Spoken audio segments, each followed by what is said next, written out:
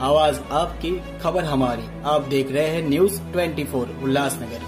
उल्लासनगर के भाजपा कार्यालय में बुधवार को पत्रकार परिषद का आयोजन किया गया, जिसमें बताया गया कि शिवसेना, एनसीपी और भाजपा सहित 15 पार्टियां एक साथ मिलकर लोकसभा चुनाव लड़ेंगी और महाराष्ट्र में सत्तारूढ़ गठबंधन 45 से अधिक लोकसभा सीटें जीतेगी।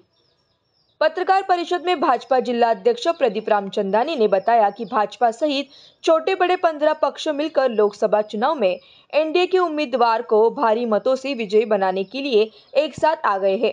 आगामी 14 जनवरी को थाने में सभी जिले के पदाधिकारी व कार्यकर्ता एकत्र होंगे। सभी 15 पार्टियों का लक्ष्य है कि लोकसभा चुनाव में 45 से अधिक सीटें एनडीए की जाएंगी। इस दौरान राष्ट्रवादी के नेता भारत गंगोत्री ने कहा कि उप मुख्यमंत्री ने अपने दौरे के समय ये कहा है कि तीसरी बार भी मोदी को प्रधानमंत्री बनाने के लिए हम सभी कार्य करेंगे और हम उस पर कायम हैं। वहीं शिवसेना शिंदे गुट के महानगर प्रमुख राजेंद्र चौधरी ने ये कहा कि एनडीए की 45 सीटें से अधिक का लक्ष्य प्राप्त होगा। आजच्या पत्रकार परिषदेमध्ये सर्व पत्रकारांचं स्वागत करतो। चालू आत्ताच दावा पक्षाच्या अध्यक्षांनी सांगितल्याप्रमाणे महाराष्ट्रामध्ये एकूण 14 पक्षांची महायुती, 15 पक्षांची महायुती लोकसभेच्या निवडणुकीला समोर जात आहे।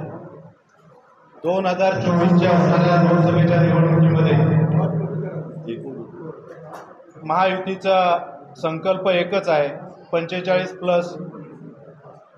आत्ता सांगितल्याप्रमाणे मग 46 होतील, 48 होतील, परंतु लक्ष्य एकच, 45+। हा उद्देश डोळ्यासमोर ठेवून महाराष्ट्रामध्ये महायुती लोकसभेच्या निवडणुकीला समोर जात आहे।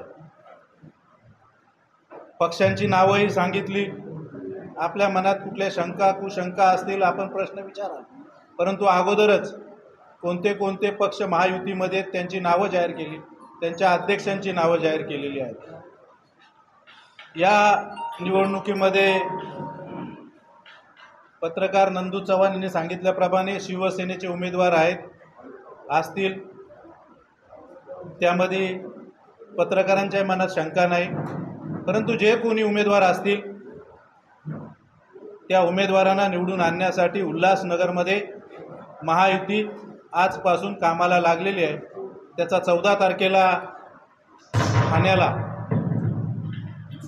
भव्य असा मेळावा 14 पक्षांचा एकत्रित भव्य असा मेळावा होत आहे। त्या मेळाव्याची तयारी आणि मेळाव्यामध्ये प्रामुख्याने भारतीय जनता पक्ष असेल, शिवसेना असेल, RPI असेल,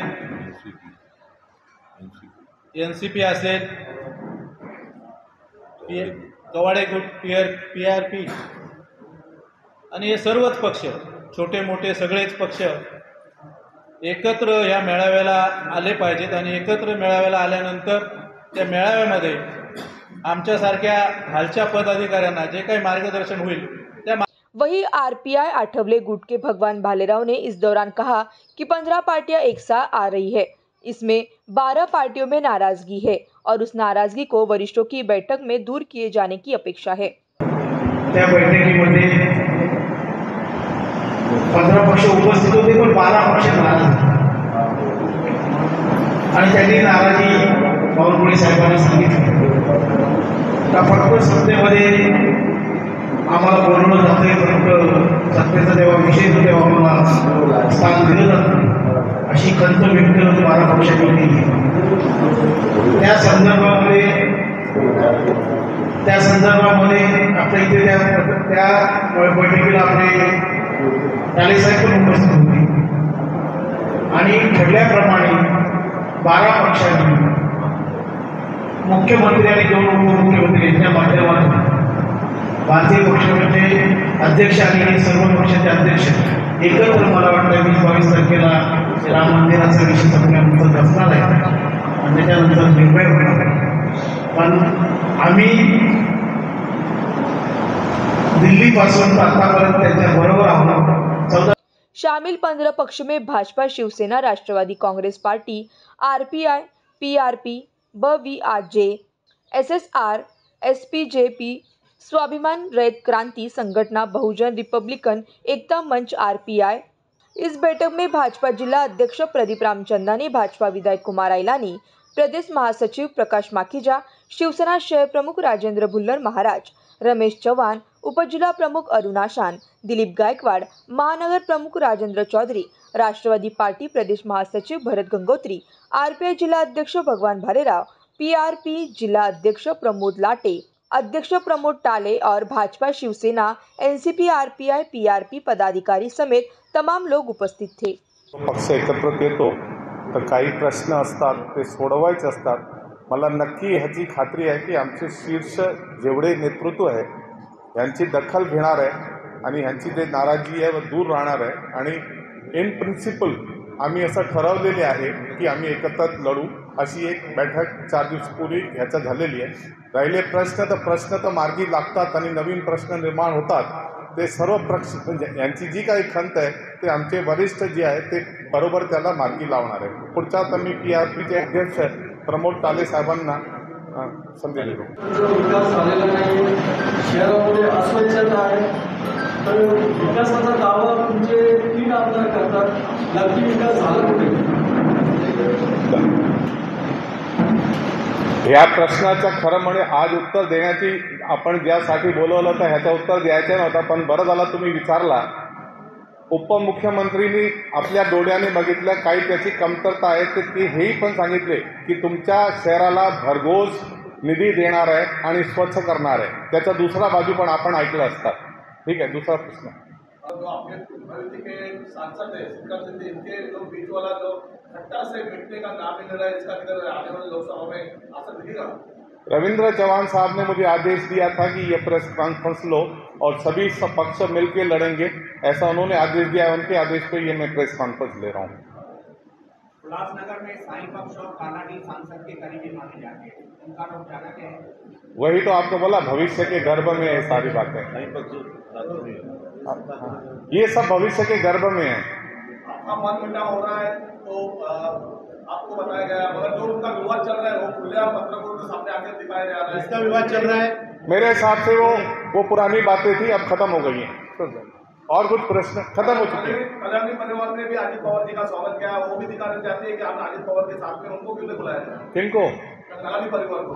वो शरद पवार को भी के पास भी जाते हैं, वो असमंजस स्थिति में है। एक तरफ आ जाएंगे तो उनको भी ले लेंगे। चलिए आगे। संभाव्य उमेदवार हाँ, त्यांना असं वाटतं का की इकडची भाजपा आणि राष्ट्रवादीचा अजित पवार गट हा कॅपेबल नाही आहे, कारण ते तुमच्या दोघांच्या विरोधकांकडे जास्त दिसतात?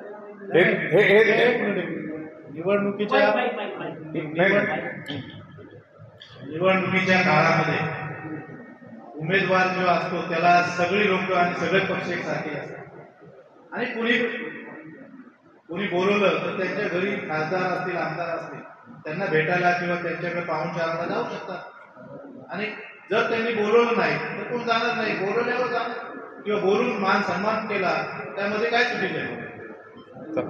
त्याचा अर्थ असा नाही की तो आपल्याला समर्थन देतोय, तो आपल्या जवळ येतोय तर त्याचं समर्थन घेतलं नाही पाहिजे किंवा त्याला बाजूला केलं पाहिजे, असं नाही होतं।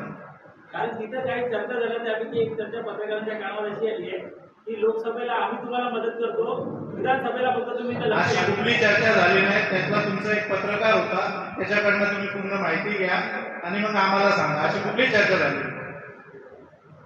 पण बरं आहे तुम्ही काहीतरी असा मसाला घेऊन येता म्हणजे लोकांचा एंटरटेन पण होतो। चांगला आहे, खूप चांगला आहे। आपले अरुण आसन साहेब आपले पक्षाला आम्ही बळ देणार आहे आणि यासाठी त्यांना कधीच असं वाटणार नाही की आमची बळी घेणार। हे तुम्ही नक्की निश्चिंत राहा, आम्ही नक्की बळ देणार आहे आणि त्यांची खंत शीर्ष नेतृत्वापर्यंत पोहोचणार आणि त्यांचे जेवढे प्रश्न आहेत सर्व सोडवणार। उल्हासनगरमध्ये तुम्हाला अजून महायुतीला कोणते पक्ष सपोर्ट देऊ शकतात उल्हासनगरच्या स्थानिक पक्षांना? ह्याच्यावर ही जी आहे आज भाष्य करणं बरोबर नाही आहे, पण जसं जसं लोकसभा इलेक्शन पुढे येणार आहे उल्हासनगरचे बहुतांश पक्ष भाजप आणि आपल्या युतीला समर्थन देणार आहे हे नक्की सांगतो. कोणते तुम्हाला आयडिया असेल ना. कसं आहे की काही खूप असं त्याचे आज नाव घेता येणार नाही, पण मी बोलतो स्थानिक जे पक्ष आहे बहुतांश आमच्या युतीला समर्थन देणार आहे लोकसभामध्ये. महायुती आणि शिवसेना म्हणजे शिवसेनेला समर्थन देणार की महायुतीला? आम्ही एनडीए म्हणून बसलो आहे. ते तुम्ही जेही उमेदवार निवडून येणार आहे तो पंतप्रधान मोदीसाठी निवडून येणार आहे. म्हणून आमचा जे निश्चय आहे की आम्ही नरेंद्र मोदीला तिसऱ्यांदा प्रधानमंत्री करू, त्यासाठी एनडीएचा उमेदवार जे असेल ते जर शिवसेनेला मदत केली की आम्हाला केली त्याचा काही फरक पडत नाही, पण हे नक्की की एनडीएला मदत करणार आहे. पार्टी आहे जे महाराष्ट्र स्तरावर आहे त्यांची आपण घोषणा केलेली आहे. स्थानीय स्तरचे काही पक्ष अजून जर जुळत असतील ती आम्ही भविष्यात आपल्याला प्रेस कॉन्फ्रेंस करून सांगू. देखिए अभी आज पहली बैठक है जिसमें ये तय किया गया है कि हम लोग आज से इसका संकल्प कर रहे हैं. ठीक है, ये सारी समन्वय समितियां बनेगी. भारतीय जनता पार्टी जिसके अध्यक्ष हैं श्री चंद्रकांत बावनकुले जी, शिवसेना जिसके अध्यक्ष हैं दादाजी भुसे, राष्ट्रवादी कांग्रेस पार्टी जिनके प्रदेश के अध्यक्ष हैं माननीय श्री सुनील तटकरे, आरपीआई आठवले गढ़ जिनके अध्यक्ष हैं माननीय श्री रामदास आठवले, पीआरपी जिनके अध्यक्ष हैं माननीय श्री जोगेंद्र कवाड़े जी, बहुजन विकास आघाड़ी जिसके अध्यक्ष माननीय श्री हितेंद्र ठाकुर, जेएसएस जन जिसके अध्यक्ष हैं माननीय श्री विनय कोरे, आरएसपी जिनके अध्यक्ष हैं माननीय श्री महादेव जानकर, पीजेपी जिसके अध्यक्ष हैं माननीय श्री बच्चू कडू, स्वाभिमान पार्टी जिसके अध्यक्ष हैं माननीय श्री रवि राणा, रैयत क्रांति संगठना जिसके अध्यक्ष हैं श्री सदाबाहु खोत, इसके अलावा श्रीमती मेटे जी की पार्टी है, और बहुजन रिपब्लिक एकता मंच जिनकी अध्यक्षा हैं श्रीमती सुलेखा कुंभार, आरपीआई खरात गट श्री सचिन खरात और भीमसेना के श्री अनिल कांबले. भारतीय जनता पार्टी के साथ कुल मिलाकर और 14 पक्ष यानी 15 पक्षों के साथ मिलकर टोटल हम ये चुनाव लड़ने वाले हैं. खासदार जिनका चेहरे से बैठते हुए दिखाई दिए थे, जो न्यूज चैनलों में भी खबर चली, क्या शहर को बता पाएंगे कि वो क्या माजरा था? देखिए, अभी इस पत्रकार परिषद के माध्यम से इस महायुति की एनडीए की बैठक में जो निर्णय हुए वो सभी पदाधिकारी इस शहर लेवल पे यहाँ पे उपस्थित हैं. आपने जो सवाल पूछा उसका जवाब पहले ही हमारे महानगर प्रमुख चौधरी साहब ने दिया है. सुनिए ना, मैं बता रहा हूँ, अपनी शिवसेना बीजेपी प्रेस कॉन्फ्रेंस चल रही है, इसलिए मैं बता रहा हूँ कि अगर हम जहाँ पर भी गए थे नरेंद्र कुमार ठाकुर के घर पे, उन्हें काफ़ी समय से उन्होंने श्रीकांत शिंदे साहब को बोला था कि आप इस क्षेत्र से सांसद हैं, हमारे घर पधारिए. तो उनकी विनती के मान देके हम हमारी गाड़ी में चले थे. अगर कोई हमारी गाड़ी में बैठता है या कोई हमारे साथ में रहता है तो उसका मतलब ऐसा नहीं होता है कि वो हमारे साथ में मतलब वो पक्ष में आ गए या हमें समर्थन दे दिया. प्रदीप जी ने अभी बताया आपको कि आने वाले दिनों में और कई पक्ष हमसे जुड़ सकते हैं, वो आने वाले दिनों की बात है. मगर ऐसी कोई भी घटना वहाँ पे नहीं घटी. जो उन्होंने मान सम्मान करने का था वो मान सम्मान वहाँ पे हुआ, और खासदार साहब ने भी उनका मान सम्मान रखा. खासदार साहब सभी पक्षों में लोकप्रिय है. आपने देखा रहेगा कि थाने जिले में अभी हालांकि में 2024 का संसद रत्न उनको पुरस्कार प्राप्त हुआ है. तो वो सभी क्षेत्र में दिखाई देते हैं, सभी लोगों के साथ में मिलते हैं. वारकरी पंथ में रहेंगे तो वारकरी के साथ में दिखेंगे, तो उस वारकरी संप्रदाय में भी कोई अलग अलग पक्ष के लोग रहेंगे, मगर वो सब में एक ही हो जाते. तो उनकी जो लोकप्रियता है तो लोग उन्हें मानते हैं. इसीलिए लोग चाहते हैं कि खासदार जी के साथ में हमारी फोटो निकले, खासदार जी साहब हमारे घर पे आए. तो ऐसे उन्होंने इच्छा प्रकट की थी उस समय उनके घर पे हम गए थे। बाकी ऐसी कोई पॉलिटिकल चर्चा वहाँ पर 10 मिनट में 5 मिनट में जो हुई, ऐसी कोई भी चर्चा नहीं हुई।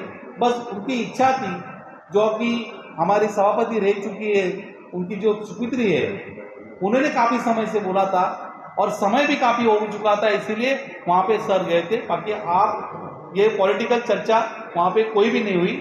जैसे ही चौधरी साहब ने और प्रदीप रामचंद्रन साहब ने जो बताया कि एनडीए की आज मोदी साहब की जितनी प्रशंसा की जाए उतनी कम है।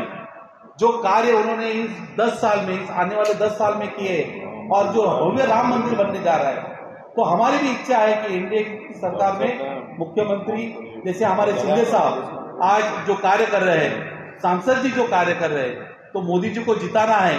तो यहाँ पे हम लोग 45+ भरत गंगोत्री जी साहब ने भी कहा, आरपीआई के हमारे अध्यक्ष मित्र मनोहर मालनराव साहब ने कहा, काले जी ने बताया कि हम उस विषय पे आज बैठे कि हम 45 से प्लस और यहाँ पे जो उम्मीदवार देंगे उसको हम जिताने के लिए हम कोशिश करेंगे। अभी आपने अभी जो कहा, तो आजाद जी ने जो गाड़ी पर सीट शेयर की वो पप्पू कलानी के साथ की है, जिनके ऊपर बीजेपी के 2 कार्यकर्ताओं की हत्या का गुना है और उसमें एक में उनको आजीवन कारावास की शिक्षा भी हुई है और एक केस अभी भी उनका फाइनल नहीं हुआ है। तो ऐसे परिस्थिति में आप जिनके साथ रिसीट शेयर कर रहे हैं, वो उसके बारे में आप बताइए कि इसके कारण आपकी महायुति भंग होगी कि कमजोर हो जाएगी? देखिए, अभी इस विषय को ज़्यादा नहीं बढ़ाते हैं क्योंकि विषय का नहीं, आपको जवाब देना पड़ेगा। मैं जवाब देता हूँ।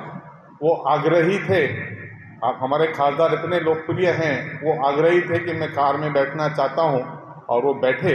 अगर कोई आग्रही होता है, ये तो पप्पू कलानी थे, अगर कोई खासदार की गाड़ी में आपने देखा किस तरह से कमरे से दरवाजा खोल रहा था, बैठो बैठो बैठो बैठो पप्पू साहब बैठो बैठो बैठो, तो ऐसी स्थिति में खासदार भी परेशान हो जाता है, अभी बैठना है, ऐसे कैसे मना कर दूं। तो ये सुनिए सुनिए सुनिए सुनिए सुनिए जेट सिक्योरिटी है, लेकिन आपने ही वो वीडियो डाला था सबसे पहले, उसमें देखा कमलेश ने बोला साहब बैठिए बैठिए बैठिए बैठिए, किस तरह से जबरदस्ती बिठाया जा रहा था। हत्या के मामले कब है, कब के? नहीं छोड़ो ना वो।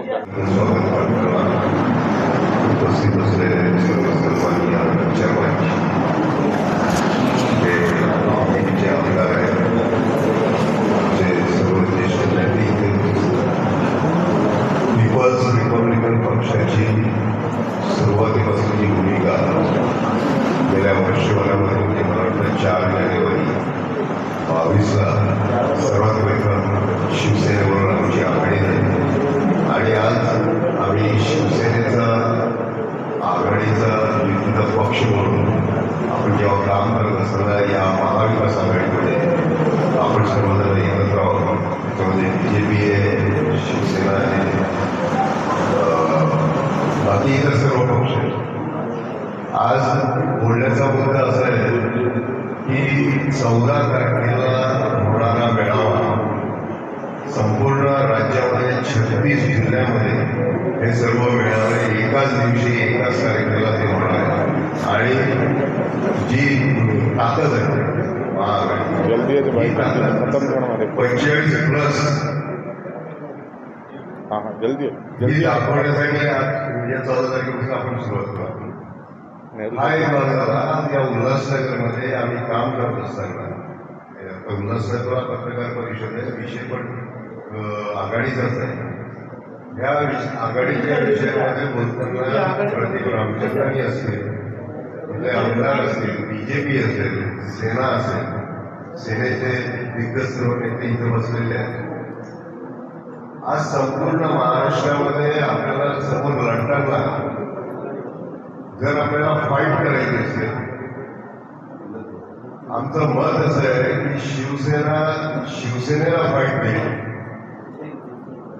शिवसेनेला फाईट देईल, राष्ट्रवादीला फाईट देईल आणि आम्ही सर्व मित्र पक्ष। आता आमची लढाई इथं जी आहे समोर, इथं रिपब्लिकनची लढाई आहे, ती वंचित आघाडीसोबत आमची लढाई आहे। या महाराष्ट्रामध्ये, या भारतामध्ये आमचे सन्माननीय आठवले साहेब असतील, आमचे सन्माननीय कवाडे साहेब असतील, या सर्वांची जी रिपब्लिकन ताकद आहे, ही ताकद आमची समोरच्यांना गाडण्याची ताकद आज या आमच्या दोघा नेत्यांमध्ये आहे. आणि हे करत असताना आमच्या पक्षाची भूमिका अशी आहे की या उल्हासनगरमध्ये किंवा या कल्याण क्षेत्रामध्ये या दोन्ही पक्षाला बळ देण्याचं काम शिवसेना किंवा बीजेपीने करणं आवश्यक आहे. आमदार साहेब इथे बसलेले आहेत.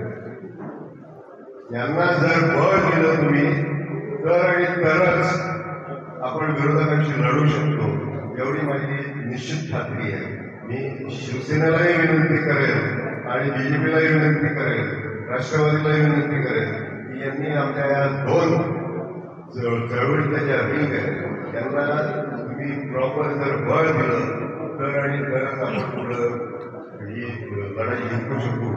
मी आज इथं सर्व आघाडीच्या पक्षामध्ये आम्हाला बोलवलं, धन्यवाद. आणि